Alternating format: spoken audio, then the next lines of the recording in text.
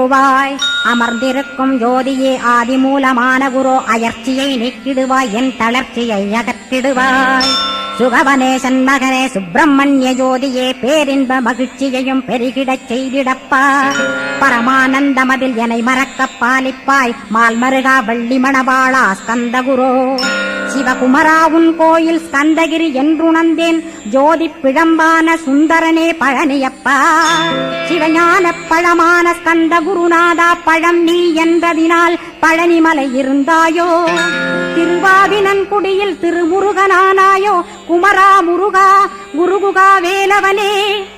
அகத்தியர்க்கு தந்து ஆட்கொண்டாய் தமிழகத்தை கலியுக வரதன் என்று கலச முனி உனை புகழ்ந்தாய்